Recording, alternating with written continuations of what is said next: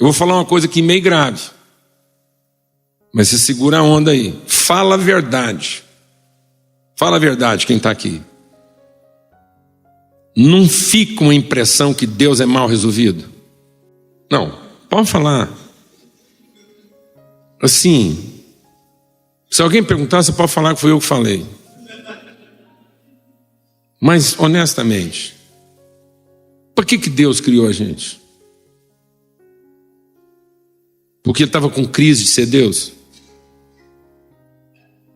Ele precisava de alguém para louvar ele? Ele começou uma coisa que não dá conta de acabar? Fala a verdade. Como é que Deus manda a gente organizar as coisas e fazer as coisas certinhas se ele não deu conta de tomar conta de 2? Não, fala a verdade. Deus tinha só um casal para tomar conta. E um casal que não tinha nem umbigo. Nós podíamos passar a noite inteira aqui conversando sobre o fato de que Adão e Eva não tinham umbigo.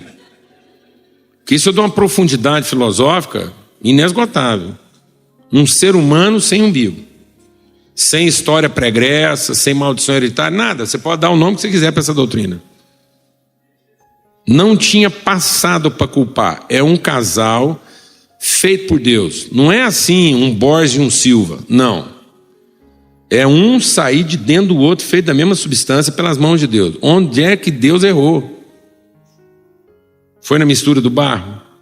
Foi no tempo de forno? Foi a costela errada? O que aconteceu? Gente, isso era uma congregação de 2 membros que tinha culto todo dia. Não, fala a verdade. Fala a verdade. E outra, ele não é o Todo-Poderoso? Ele não sabe tudo? Então por que ele já não fez do jeitinho que queria? Já lá, arrumadinho, tudo lá no céu. Para que essa bagunça toda? Fica parecendo que escapou da mão. Para que essa trabalheira toda? Fala a verdade.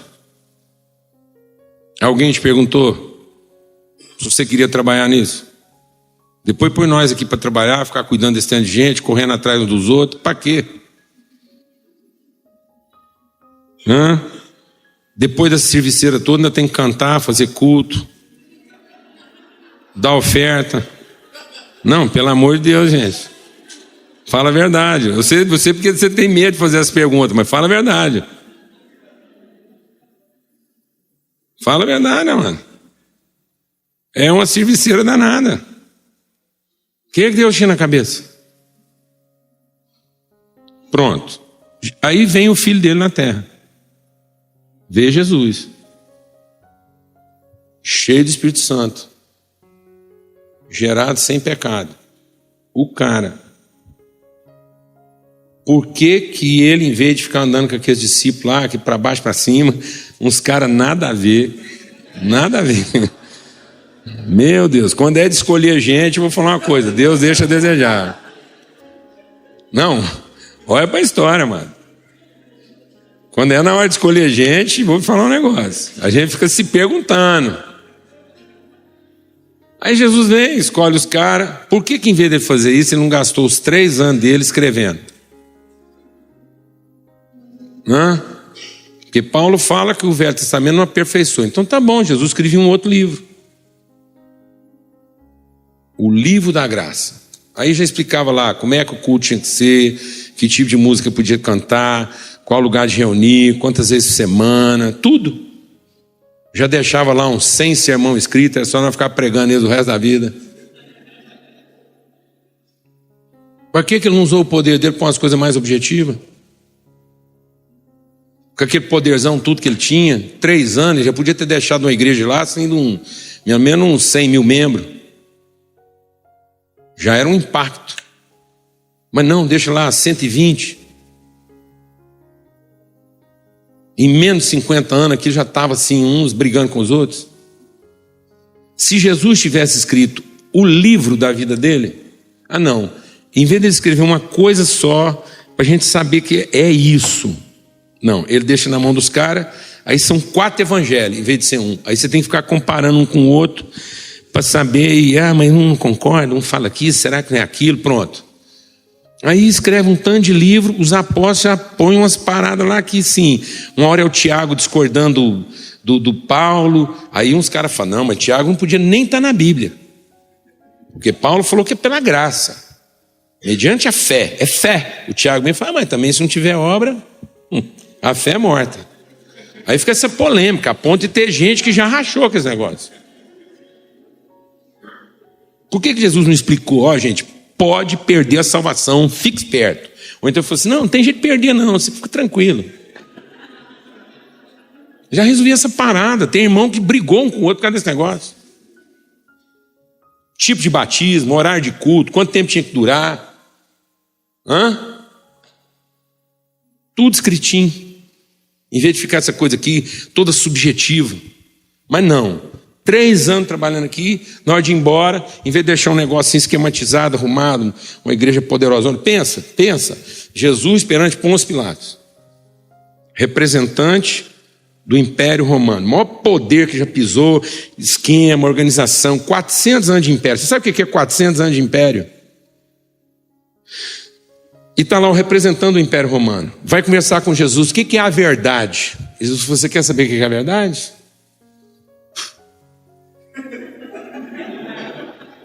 Pode varrer. Alguém mais quer saber o que é a verdade? Pensa o tanto de morte de cristão que tinha economizado. Fogueira, perseguição. Aí chega em Herodes, o símbolo da religiosidade.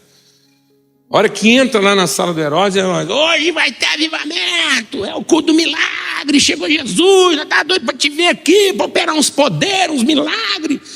Pensa a chance, seria o avivamento. Jesus entra lá, o Herodes doido para ver um milagre.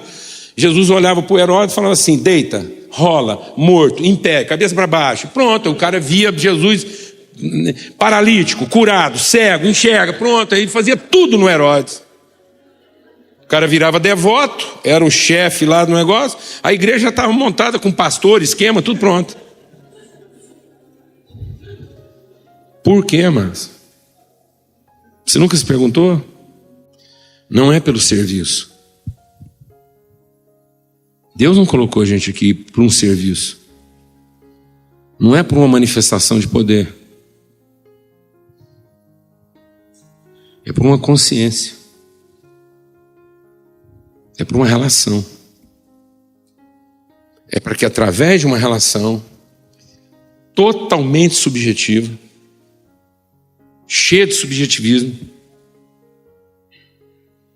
algo que excede o entendimento, algo não razoável. Porque quando Paulo está falando dos sofismas que estão na mente das fortalezas, a gente vai confundir nos termos. Aí a gente pensa que nós vamos resolver isso racionalizando.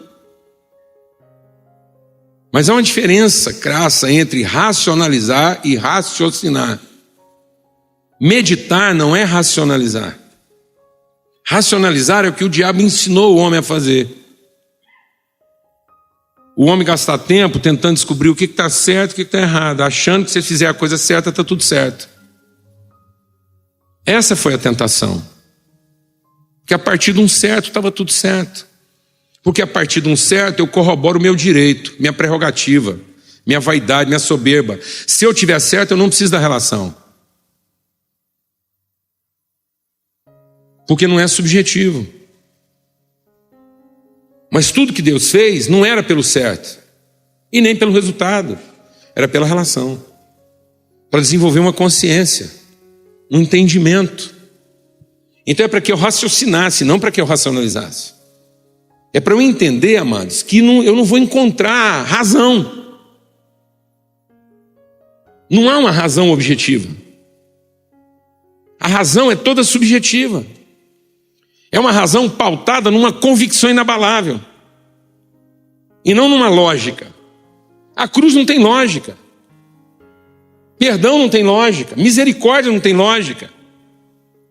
Paciência tem lógica. Tem lógica ter paciência. Até onde vai a paciência? A partir de onde eu posso perder a paciência? Fala para mim, amado. E a gente ainda encontra um punhado de cristão e fala assim, não, o fim eu desisti daquela pessoa. Eu falo, por quê? Porque eu já fiz tudo. Eu falo, mas o evangelho não é o contrário? O evangelho não era ele fazer tudo contra você e você surpreendê-lo?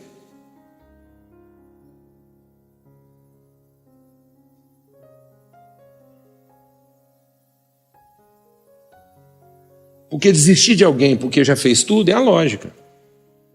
Aí ninguém precisa do evangelho para isso. Agora, alguém fazer tudo contra você e mesmo assim você não desistir, não tem lógica. Aí é o evangelho. Amém, irmãos? Glória a Deus. Então é uma coisa que excede entendimento. E essas fortalezas têm que ser destruídas. Porque qual era o projeto de Deus? A gente acha que o projeto de Deus era manter assim, tudo bonito, arrumadinho, e o homem aqui, meio de jardineiro, tal, mantendo as coisas assim organizadas. E não é, amado. A missão de Deus, deixa o Espírito de Deus ministrar o seu coração. A missão de Deus era formar um ser em forma humana que fosse capaz de tornar visíveis as virtudes invisíveis de Deus. Essa é a missão de Deus. A missão de Deus é formar uma pessoa. E essa pessoa não é um indivíduo, é uma relação. Porque quando Deus disse que faria isso, ele usou uma expressão plural e não singular. Até então, Deus usou o seu poder. E enquanto Deus estava usando o poder dele, criando todas as coisas, a gente não sabia qual era a sua natureza. Não dava para saber se ele era um indivíduo ou se ele era uma relação.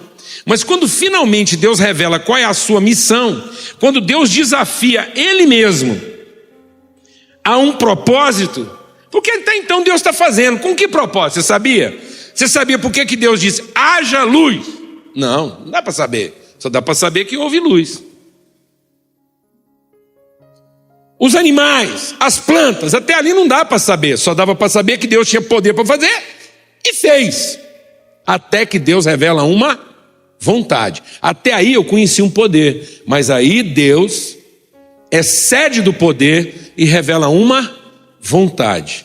Ele desafia ele próprio e ele fala consigo daquilo que é o desejo dele, a vontade dele. E a vontade dele é fazer uma pessoa que seja segundo a natureza dele e que possa, por ser da natureza dele, materializar virtudes, para que ele pudesse ser conhecido e não reconhecido. Sem o homem, Deus podia ser reconhecido, porque Deus é reconhecido no seu poder, mas ele não poderia ser conhecido, porque Deus só pode ser conhecido numa relação e não num poder. Porque para que Deus seja conhecido é necessário que tenham 2 ou 3. Porque Deus pode ser reconhecido pelo indivíduo, mas ele só pode ser conhecido numa relação. Por isso que quando Deus criou o ser humano, não criou um casal de indivíduos, mas criou uma pessoa plural. Alguém que não poderia se chamar de eu.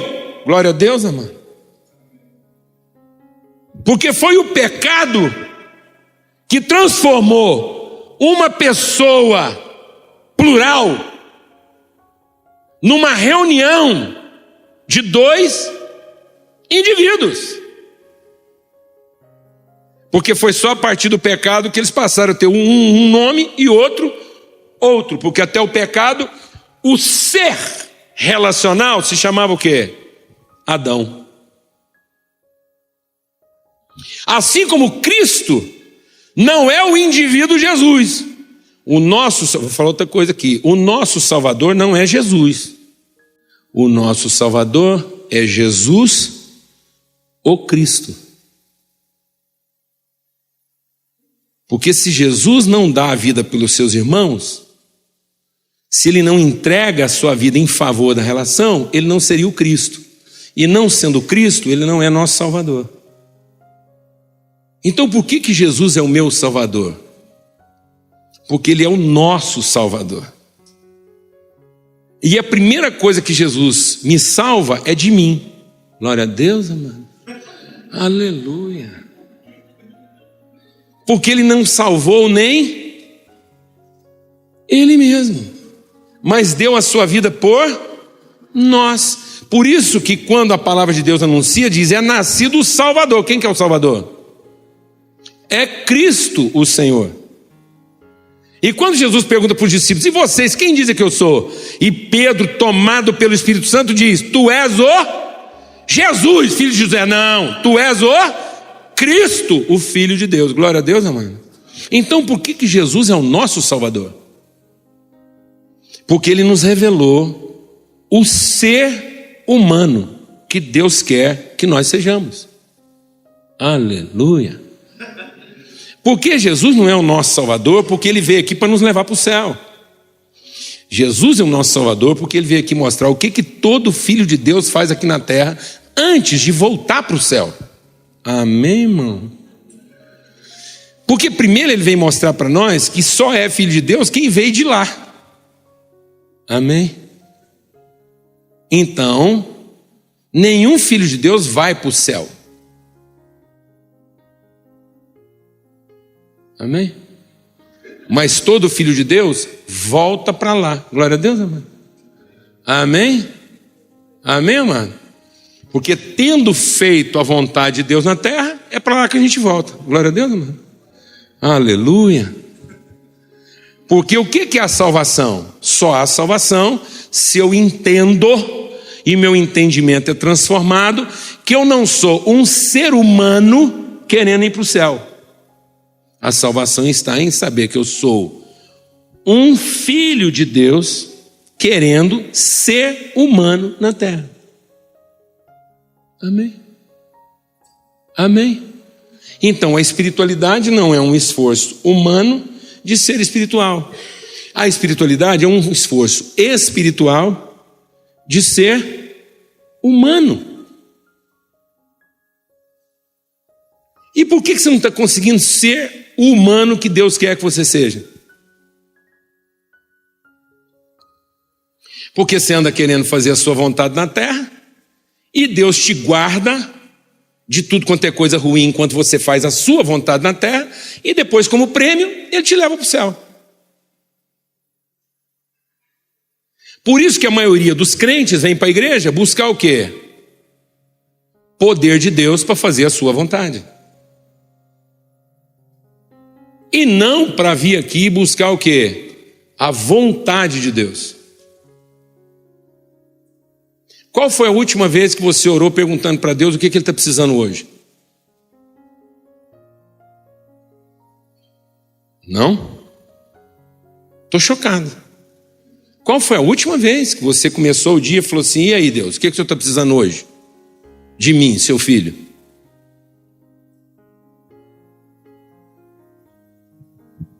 Qual foi a última vez? Nós estamos na igreja do Calvário, na igreja da cruz. Cruz de quem? Cruz de quem? De Cristo. Sabe por que Jesus é nosso Salvador? Porque Ele foi para a cruz de Cristo. Jesus é nosso Salvador porque Ele mostrou que todo filho de Deus toma a sua cruz. Todo filho de Deus está aqui para se tornar o quê? Um Cristo, assumindo a sua cruz. Mas tem muita gente aqui achando que o que vai salvar você é a cruz de Jesus, e não é. O que nos salva é ver que Jesus tomou a cruz de Cristo e Ele diz que agora cada um tem que tomar a sua. Glória a Deus, amado. Glória a Deus, irmão. Porque eu fico achando que a cruz de Jesus vai me proteger de tudo quanto é capeta. Vai me proteger de uma mulher ruim, do marido ruim. E aí, a hora que o marido está ruim, eu mostro a cruz de Jesus para ele. Sai, Satanás! Porque eu quero usar a cruz de Jesus contra todo mundo que pode me fazer mal. Deixa Deus ministrar o seu coração. Quem escreveu muito bem sobre isso foi o John Stott, falando sobre a cruz de Cristo. Você sabia por que os cristãos marcavam tudo com a cruz? Punha a cruz num cheque, tinha gente que punha a cruz até no dinheiro. Você sabe por que a igreja começou fazendo o sinal da cruz? Sabe não? Não é pecado não, pode fazer. Você sabe por quê? Eles colocavam a cruz porque eles estavam querendo dizer que qualquer coisa que eles fossem fazer, eles só fariam, aquilo só seria algo santo se representasse a crucificação da vontade deles. Então, quando o cara punha a cruz num cheque, é para dizer que aquele cheque estava pagando uma coisa que revelava o reino de Deus, mas não que satisfazia a vontade dele. Glória a Deus, amado. Glória a Deus, amado. Amém, irmão? Então, se um cara fosse entrar num ambiente, se um pregador chegasse aqui e fizesse o sinal da cruz, todo mundo ia ficar tranquilo. Por quê? Porque ele não estaria aqui para pregar uma mensagem que trouxesse benefício pessoal para ele. Então, se alguém quisesse carregar um crucifixo, você quer carregar um crucifixo? Pode carregar, mas põe a sua imagem nele. Põe uma foto sua no crucifixo e carrega. Manda fazer uma imagenzinha sua, põe numa cruz e pendura. Porque todo mundo que olhar para você vai dizer o seguinte: desse aí eu estou protegido. Porque ele não vai tentar nada contra mim que não seja do meu interesse. Porque ele é alguém que tem o mesmo sentimento que houve também em Cristo Jesus e que considera os outros mais importantes do que ele.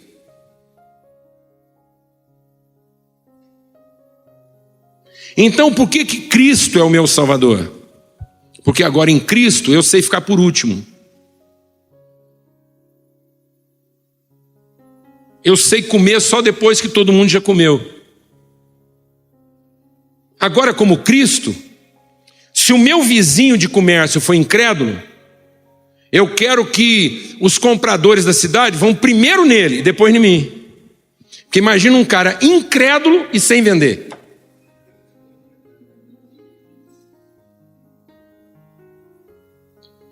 Se eu for de Cristo, eu quero que as vagas das escolas sejam ocupadas primeiro pelos incrédulos e depois pelos nossos filhos.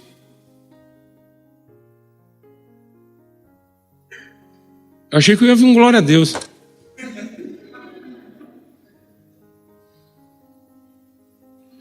Por que nós não estamos conseguindo transformar a cidade?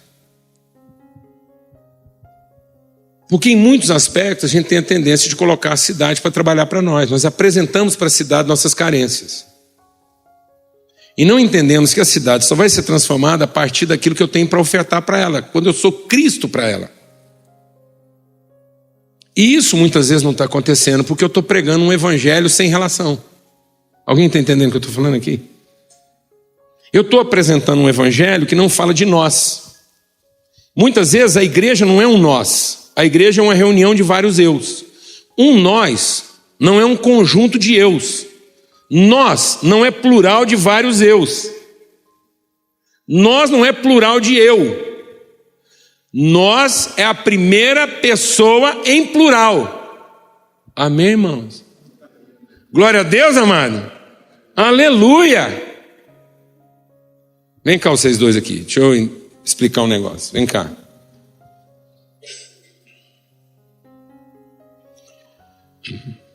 Isso são sofismas que têm que ser destruídos na nossa cabeça, porque senão nós não conseguimos evangelizar as pessoas. Vem aqui. A gente às vezes prega um evangelho que é coisa de crente, que é um ensino meio que infantil, porque a gente eu não estou discutindo aqui quem é que vai para o céu. A questão não é essa. A questão não é essa. A questão não é garantir quem está indo para o céu deixando de ir. A palavra de Deus diz que o evangelho é o poder de Deus para a transformação, para a salvação de todo aquele que crê. E a salvação não é uma garantia futura de céu. Quem nos ensinou, deixa o Espírito de Deus ministrar o seu coração. Quem nos ensinou a pensar em futuro Foi o diabo. Foi o diabo que projetou nossa vida para um dia qualquer que não hoje. O evangelho não é para que eu faça uma relação de passado e futuro. Eu fui uma pessoa ruim no passado, mas eu posso me tornar uma pessoa boa no futuro. Isso é ensino de demônios. O evangelho é para revelar a eternidade do propósito de Deus na minha vida. Se no passado eu fui uma pessoa ruim, é porque eu era ignorante a respeito do propósito de Deus. E eu não tenho que ficar preocupado com o futuro, porque agora que eu vi a luz do evangelho, a última coisa que eu estou preocupado é o que vai acontecer comigo no futuro. Porque eu sei que agora a história não vai para o futuro. A história não é para contar passado e futuro. A história é para revelar a vontade eterna de Deus. O que prevalece na história é a eternidade. Então a história não caminha para o futuro. A história vem da eternidade e caminha para a eternidade. Se eu não entendo isso, eu quero usar o evangelho para corrigir as coisas do passado. Pensando que se eu corrigir as coisas do passado, eu vou garantir para mim um futuro melhor. Isso é o capeta. Pega a história de Jesus, o Filho de Deus, e corrige o passado de Jesus. Desata o nó de Tamar. Desata o assassinato de Urias. Corrige isso. Vai lá e conserta isso. Evita o pecado de Tamar. Evite o pecado de Davi. O que Deus está nos dizendo é que, ainda que eu possa ter feito todas as coisas erradas, isso só tem peso de condenação por conta da minha ignorância. Então arrependimento não é ficar triste pelo que eu fiz de errado, pensando que agora eu vou acertar no futuro. Arrependimento é a tristeza de ter ignorado a vontade eterna de Deus. E que agora eu não quero uma felicidade futura. Agora eu quero revelar a eternidade de Deus nas minhas relações. Não quero viver para mim mesmo. Quero ser Cristo como Jesus foi Cristo. De modo que alguém possa dizer, esse aqui é o Diego, o Cristo. Porque ele é um com Cristo, tem o Espírito de Cristo, vive como Cristo e tem mente de Cristo. Porque todos os filhos de Deus se chamam como? Cristo. Porque esse é o nome que foi dado e que está acima de todo nome.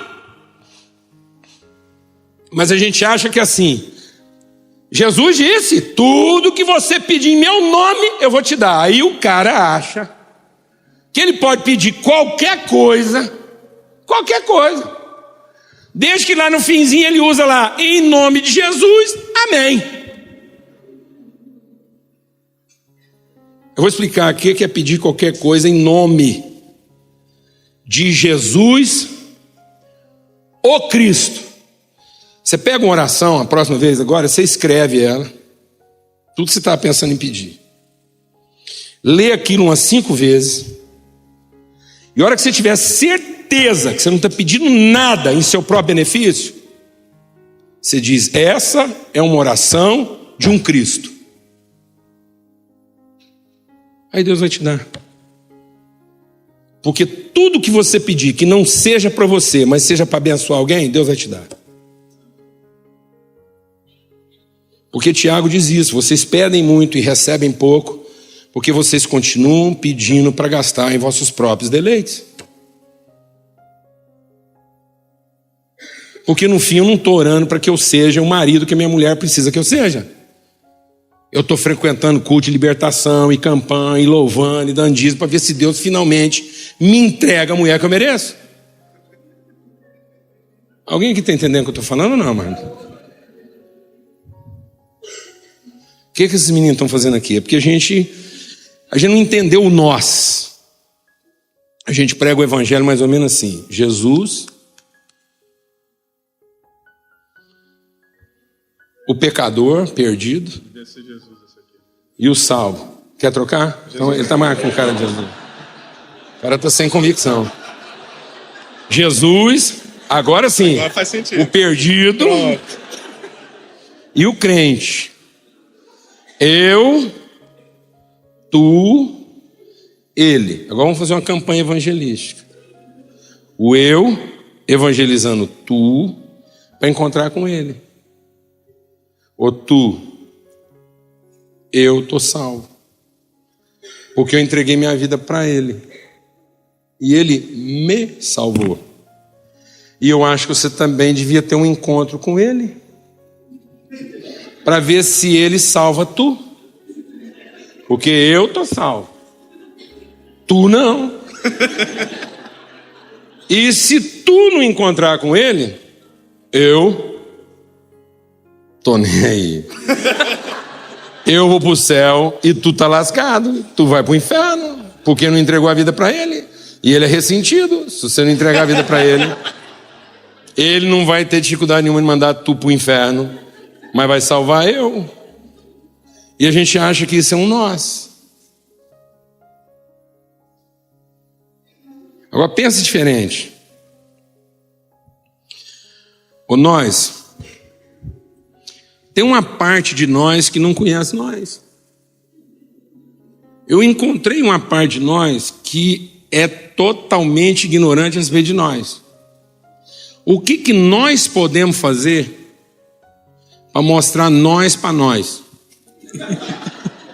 Para que nós sejamos salvos pela libertação dessa ideia de eu que o nós tem.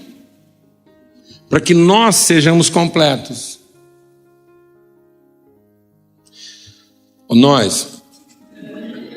Nós viemos aqui te apresentar nós. Porque você não conhece nós. E porque você não conhece nós, você pensa que é eu. E essa é a sua perdição. E a salvação está em conhecer nós. Amém, mano? Amém, mano? Porque quando Jesus falou que a gente ia receber poder para ser testemunha, a gente achou que era poder para dar testemunho. Então, muitas vezes, eu estou dando testemunho. Mas ele não chamou para dar testemunho, ele chamou para ser testemunha. Então o indivíduo dá testemunho, mas a relação é testemunho. Amém, amados? Amém. Então a igreja não pode continuar sendo uma reunião de eus. Paulo diz que as nossas reuniões andam fazendo mais bem do que mal, porque quando a gente se reúne, cada um ainda usa o seu poder para alimentar a sua própria carência. Que foi o que o diabo tentou fazer com Jesus. Por que você não usa o seu poder para resolver o seu problema? Por que você não pede mais poder para ter tudo que esse mundo pode te dar? E por que você não faz as besteiras que você quer fazer e depois manda Deus se organizar para te ajudar? E como é que Jesus respondeu a tudo isso? Não é disso que eu me alimento. Eu me alimento da palavra de Deus. Eu me alimento de fazer a vontade dele. E não de ficar tentando Deus a fazer a minha. Glória a Deus, amado. Amém. Glória a Deus, irmão. Então a igreja não é um lugar de reunião de eus. A igreja é um lugar de encontro de nós, para que esse nós, na relação em que nós damos a vida uns pelos outros, isso ilumine a cidade. Porque eu mesmo ilumino a ignorância da cidade na medida em que eu me relaciono com ela, e não que eu prego para ela se tornar como eu. Alguém está entendendo o que eu estou falando? Porque do jeito que nós estamos pregando, nós estamos gerando na pessoa o pior dos motivos para ser salvo. Está entendendo o que eu estou falando ou não? Porque no fim, ele está querendo ser salvo para salvar quem? Ele mesmo. Ele não é salvo por uma relação. Ele é salvo pela cobiça de se safar. Porque a gente acha que ser salvo é ser safo. Porque nós estamos entendendo salvação como uma forma de se safar. É por isso que as nossas reuniões têm tanto safado. Porque é um punhado de gente tentando através da religiosidade, com hino, com oração, com oferta, com rito, com culto, tentando o quê? Se safar. E não sacrificar a si mesmo em favor da salvação dos outros. Glória a Deus, amado. Pode sentar lá, nós. Agora você fica aqui. para a gente completar essa metáfora, para a gente entender que esse sofisma, a gente insistir nesse entendimento que o evangelho é para transformar a minha consciência de identidade e não para aumentar minha consciência de competência. Evangelho é para você ter uma consciência de natureza, de identidade, de propósito eterno, e não de um poder imediato que satisfaça os seus desejos imediatos. O evangelho é para tratar a sua consciência subjetiva de si, de Deus e dos outros. O evangelho é para que a gente ame. O evangelho não é para a gente fazer a coisa necessária ou importante. O evangelho é para a gente fazer a coisa essencial. Deixa o Espírito de Deus ministrar o seu coração. Então, tudo que Deus nos deu para fazer não era por uma prestação de serviço. Deixa Deus falar o seu coração. Se você quer um carro limpo, contrata um empregado. E se não ficar limpo, você manda ele lavar de novo. Mas quando você chama o seu filho para lavar o carro com você, a última coisa que você está pensando é que o carro vai ficar limpo. Porque você passa mais tempo corrigindo o que ele faz do que aproveitando o que ele faz. Deus sozinho já tinha terminado o que ele nos mandou fazer. Porque ele gasta mais tempo corrigindo o que a gente faz do que aproveitando. Então, quando Deus nos chamou para isso, não foi porque ele estava dando o serviço pensando no resultado. Ele nos deu um trabalho para transformar nossa consciência. Então, se aquilo que eu estou fazendo como empresário, como pastor, como pregador, como músico, o que for, se eu estou achando que eu estou prestando um serviço a Deus, eu estou perdendo meu tempo. Porque prestando serviço a Deus, eu quero que Ele me reconheça. Não, amados, Ele nos deu um trabalho para que no trabalho eu o conheça e o torne conhecido. Tudo que Deus nos deu para fazer foi para que nós pudéssemos ser participantes, para que a gente desenvolvesse em nós, em favor dos outros, as virtudes. Porque na medida em que eu me coloco para abençoar, as virtudes de Deus que estão depositadas em mim vão se evidenciando, e eu mesmo passo a ter consciência da pessoa que Deus disse que faria de mim. Glória a Deus, amado. E que Cristo veio para mostrar que pessoa é essa. Então Cristo é o meu Salvador porque Ele é o meu paráclito, Ele é a referência. Ele não é o Salvador porque Ele me safa. Ele é o meu Salvador porque Ele é uma referência absoluta, imóvel, permanente, de como é que eu posso ser guiado pelo Espírito. Ele é o padrão de todo cristão. É amar como Cristo, é servir como Cristo, é abençoar como Cristo, é ter a paciência de Cristo. E não dizer, mas tem um limite. Porque você está falando também é de Jesus, né? Não, mas estou falando de Cristo. Que nós somos corpo de Cristo. Então Cristo veio para ser um nós. E não um eu de muitos eus, cada eu achando o tanto que dá para ser. Está me entendendo isso ou não, amado? Então, fica ali, fazendo favor. Se a gente não entender isso, olha para cá. Se a gente não entender isso, a gente trata as coisas no aspecto objetivo e não subjetivo. Pode segurar mais uns 10 minutinhos aí? Tá de boa? Senão a gente trata as coisas num aspecto o quê? Objetivo e não subjetivo.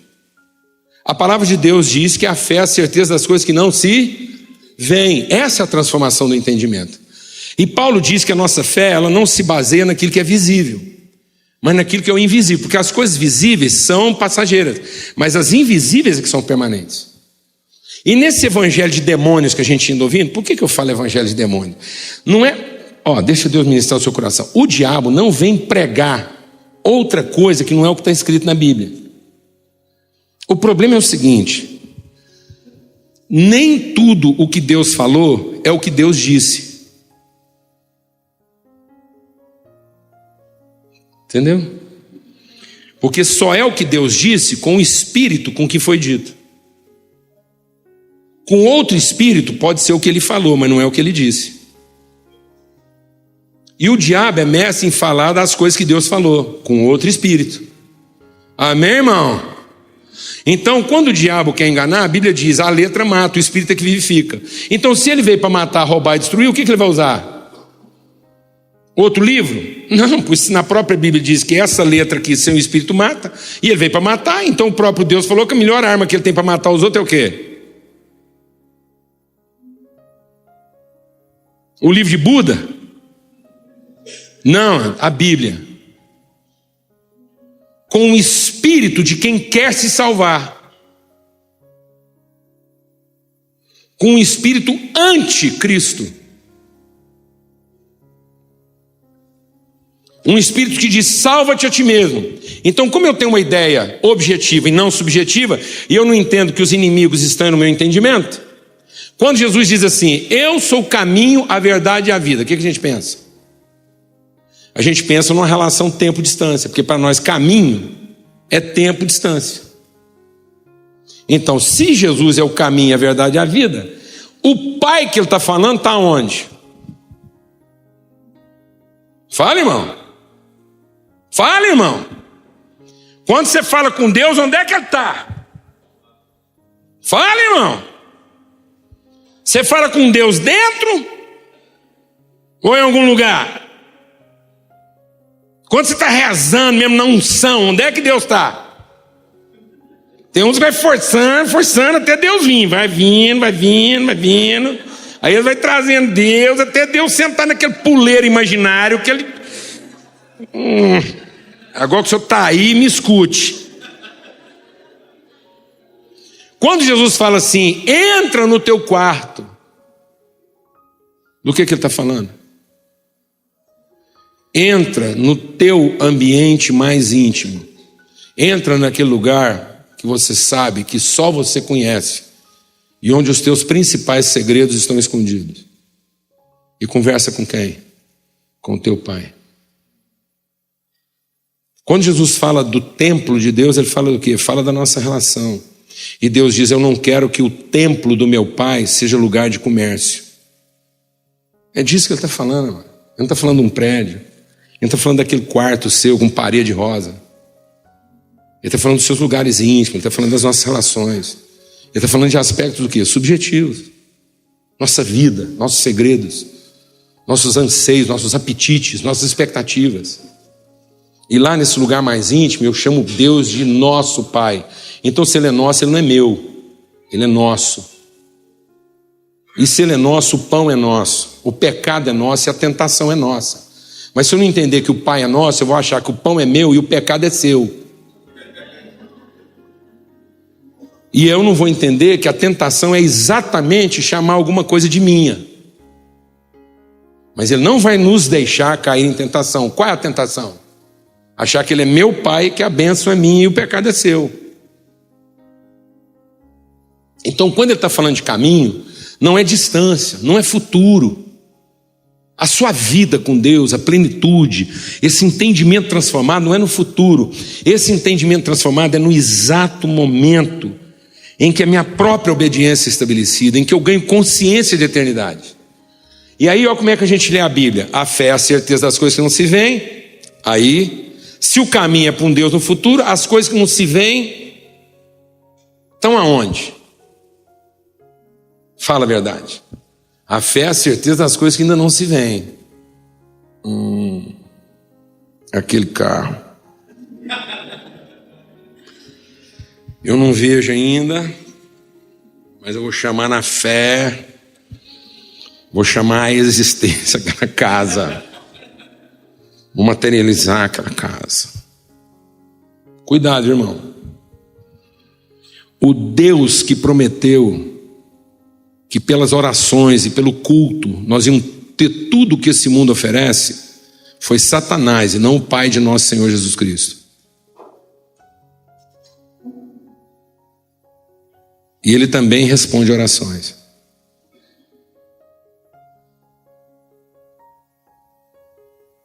Entendeu? Entendeu ou não? Então, aí é a certeza das coisas que ainda não se veem. Eu estou pensando o quê? É um Deus no futuro que me dará coisas no futuro. Não, amado. É um Deus em nós, o Espírito em nós, e são as coisas que ainda não se veem a respeito de mim. Amém? Então, haja o que houver na minha vida, independente da situação ser favorável ou contrária, independente de estar acontecendo uma coisa que me ajuda, ou qualquer situação, todas as coisas cooperam para o bem daqueles que amam a Deus. Porque se eles forem movidos de fé, eles vão conhecer coisas a respeito deles mesmos, que são virtudes de Deus, que eles nem sabiam que estavam lá. Glória a Deus, amado. Então a fé é para que quando alguém irritar você descobrir que você tem uma paciência que você não sabia que tinha. Glória a Deus, irmão. Amém, irmão? Glória a Deus. Quando alguém te der na cara, você vai oferecer outra face, porque a fé não te promete que você não vai apanhar. A fé te promete que você vai apanhar 2 vezes da mesma pessoa e não vai ficar com raiva. Amém, mãe? A fé não é para você não apanhar nunca. A fé é para você apanhar 2 vezes e ainda não ficar com raiva. Glória a Deus. Porque a fé diz, você vai apanhar na cara. Aí, em vez de você ficar com raiva, você oferece outra face. Amém, irmão? Então a fé não diz que você não vai ser roubado. A fé diz que ao ser roubado, você vai chamar o ladrão e vai entregar para ele o que ele estava esquecendo de levar.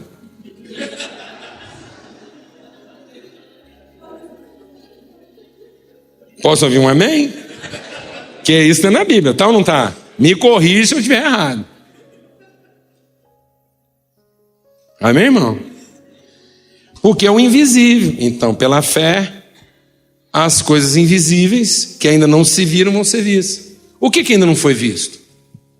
Uma pessoa apanhar 2 vezes da mesma pessoa e ainda ter paciência. Glória a Deus, irmão. Aleluia. Gente querendo uma mulher boa, um marido fantástico, filho bom, isso já foi visto, né?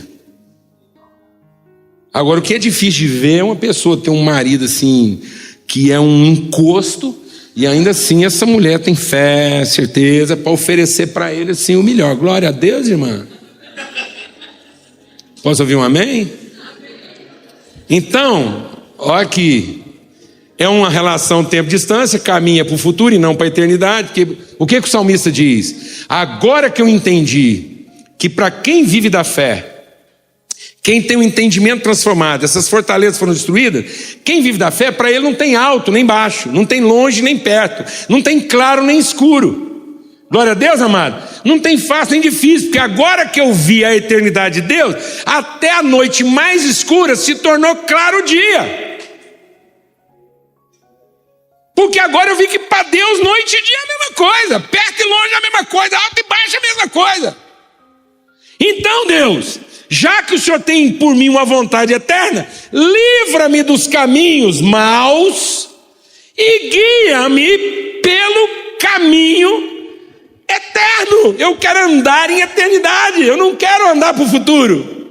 Eu quero andar na consciência de que eu represento a eternidade.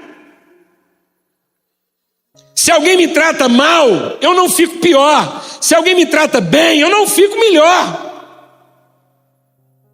Porque tem gente que acha que se a gente tratar bem Deus, Ele vai tratar a gente melhor. Mas alguém que pensa que se eu tratar bem a Deus, Ele vai me tratar melhor, é obrigado a pensar que se eu tratar mal a Deus, Ele vai me tratar pior. Então a gente consegue corromper Deus. E como a maioria nunca faz o bem, quem vai salvar Deus o dia que os homens fizeram tudo de mal? Quem salvou Deus? Sabe qual é a maior mentira do diabo para você e para mim? É fazer o bem para ficar bom. Porque quem faz o bem para ficar bom, faz por interesse. Porque colocou o que é bom no futuro. Está fazendo o bem por motivos egoístas, para se dar bem. A gente não faz o bem para ficar bom, a gente faz o bem porque é bom. A gente faz o bem porque é disso que a gente é feito. A gente não ama para ser amado. A gente ama para que aquele que ainda não foi amado conheça do mesmo amor que eu conheci. Portanto, um cristão não precisa ser amado, porque já foi. O cristão está aqui para quê? Para amar do mesmo jeito que ele foi amado, para que quem ainda não conhece o amor, conheça do mesmo jeito que a gente conhece. Então fala para quem está do seu lado, seu cônjuge, sua mulher, seu marido, seu amigo. Eu não preciso que você me ame.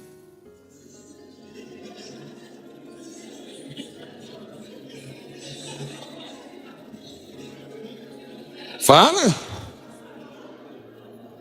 Fala ou você tem medo? Onde tem medo, o amor não é aperfeiçoado. E aí?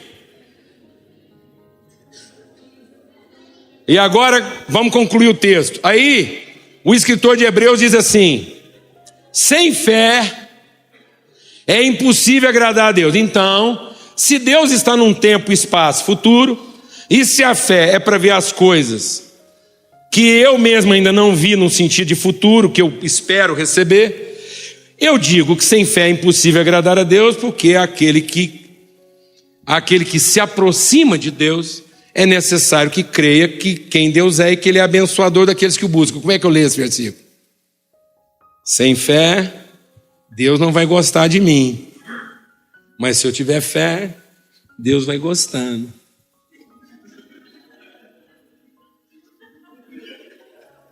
E Deus vai deixando eu chegar perto. Perto o suficiente para que Ele venda a minha fé, me abençoe, porque Ele é abençoador de todos os que o buscam. E Ele só deixou eu chegar perto por causa da fé. Fala a verdade, se não é assim que a gente lê Hebreus 11. Fala a verdade, irmão. Você treina menino. Porque quando eu era menino, eu pensava como menino. Eu não tinha entendimento. Ora, como é que eu preciso de fé para chegar perto de alguém que é onipresente? E por que eu preciso de fé para falar para aquele que diz que me ama o que é que eu preciso, se ele é onisciente e já sabe todas as coisas? É chover no molhado.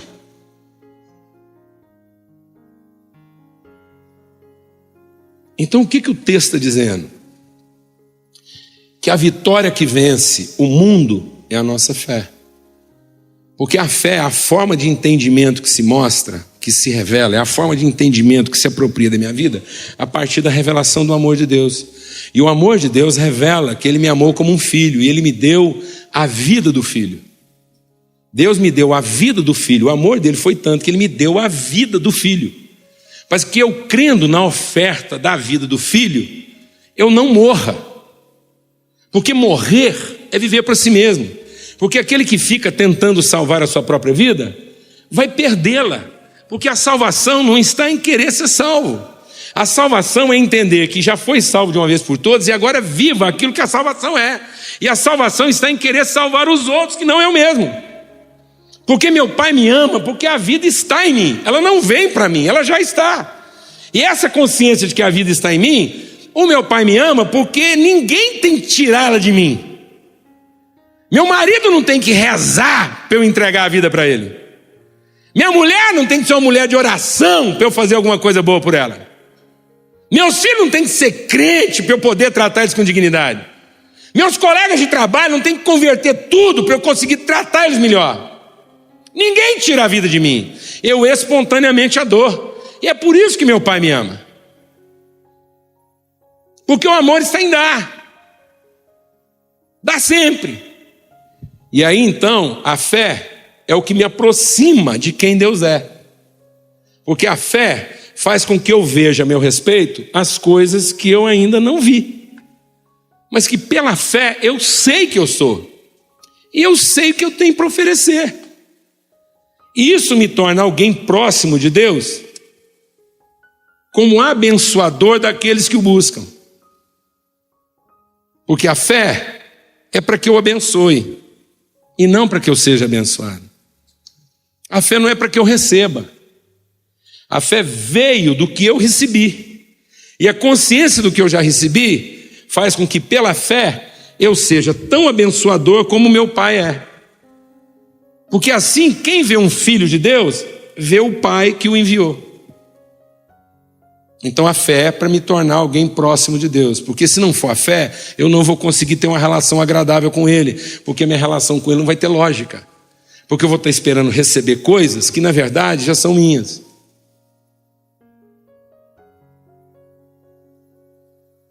E na verdade o peso da minha vida não está no fato daquilo que eu ainda não recebi. A minha vida só está pesada porque eu ainda não entreguei aquilo que eu já tenho. Quem está entendendo o que eu estou falando aqui, amado? Obrigado. Você entendeu isso? Você não está ansioso nem amargurado porque você tem medo do futuro. A gente fica ansioso porque a gente não conhece a Deus. E a gente não fica amargurado pelo que as pessoas fazem de errado conosco. A gente fica amargurado porque, não conhecendo a Deus, a gente acha que o que nos salva é o certo que a gente fez. Então a gente não fica amargurado porque alguém fez alguma coisa errada. É porque alguém não fez segundo o certo que eu achei que fiz.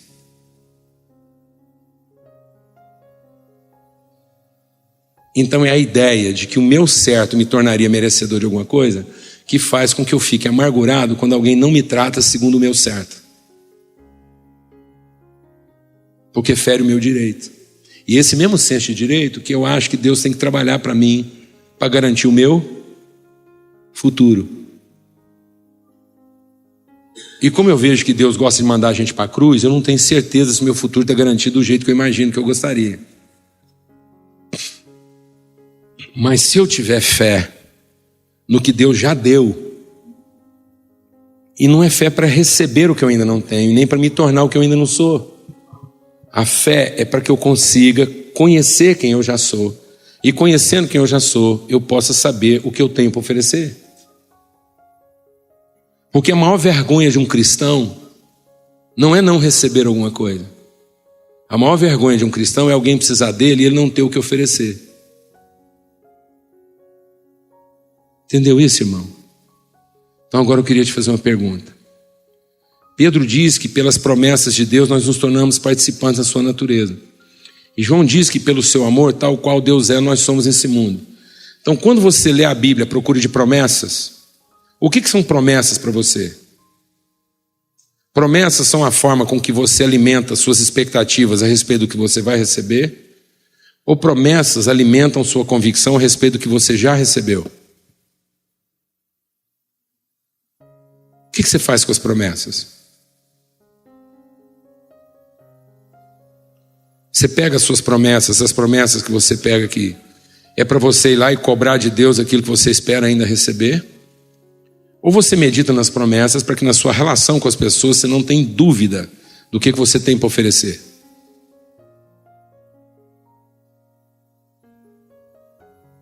De que se você está enfiado em algum tipo de problema, ou se você está convivendo com gente complicada, é porque Deus sabe que você tem algo para oferecer nessa relação. Glória a Deus, amado. Em nome de Jesus. Essa é a igreja da cruz.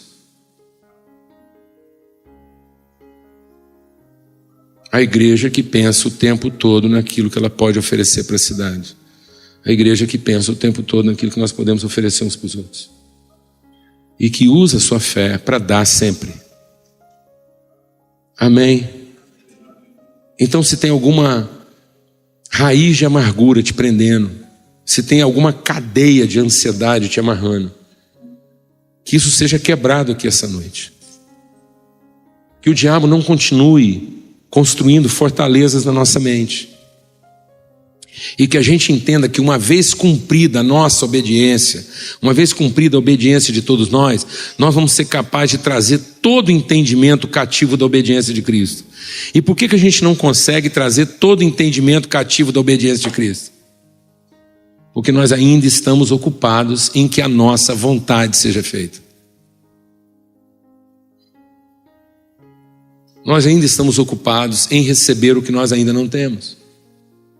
E nos tornar aquilo que nós ainda não somos. O que a gente ensina para os nossos filhos quando manda eles para a escola? A ter conhecimento ou a encontrar formas de reconhecimento?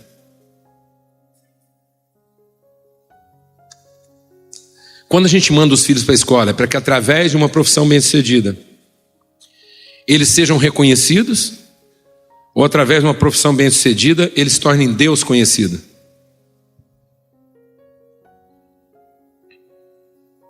Quando a gente manda um filho para a escola, é para garantir o futuro deles ou para garantir que eles são instrumentos de eternidade?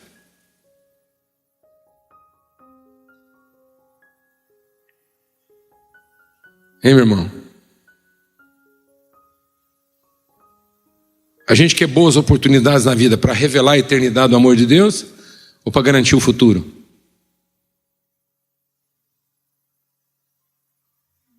Fala com Deus aí agora. E nós queremos orar aqui essa noite para que Deus quebre as cadeias da ansiedade. As cadeias de alguma amargura que possa estar segurando o seu coração, algum desapontamento, alguma felicidade projetada. Se você ainda está à procura de ser feliz e não em ser contente, ser cheio, a alegria vem de ser contente e não de ser feliz. A alegria vem de ser completo.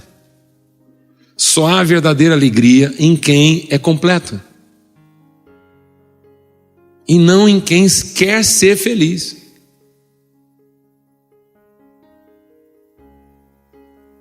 Então não faça planos para ser feliz. Faça planos para conhecer a vontade de Deus, para ser uma pessoa completa, para entender o verdadeiro propósito da sua vida. Porque mesmo que aparentemente alguma coisa esteja dando muito errado, você é uma pessoa completa. Você sabe que você está dentro do propósito de Deus para a sua vida. Por que Jó ia morrendo de desespero, amados? Porque ele racionalizou. Ele foi tentando encontrar uma razão para aquilo e não tinha razão. Até que Deus falou para Jó: para de racionalizar e vem raciocinar. E quando Deus chamou Jó para raciocinar, Deus falou: Jó, eu tenho uma vontade eterna e nenhum dos meus planos vai ser frustrado. E quando Jó finalmente entendeu a eternidade dos projetos de Deus, ele parou de tentar racionalizar sua própria felicidade e foi cuidar dos amigos. E Jó alcançou uma prosperidade muito maior cuidando dos outros do que a prosperidade que ele alcançou cuidando dele mesmo. Porque Jó era como uma criança. Jó era um cara que ia para o céu, mas ele conhecia Deus de ouvir falar. Mas agora ele via Deus. E ele via Deus onde? Onde é que Jó agora via Deus? Onde é que Jó via Deus? Nele. Ele via as virtudes de Deus nele. Ele via a eternidade de Deus. Ele viu que Deus o fez para um propósito. Ele viu a eternidade de Deus nele. Tanto viu a eternidade de Deus nele que ele começou a cuidar dos outros. Parou de preocupar consigo. Por que Jó viu a Deus? Porque parou de preocupar consigo.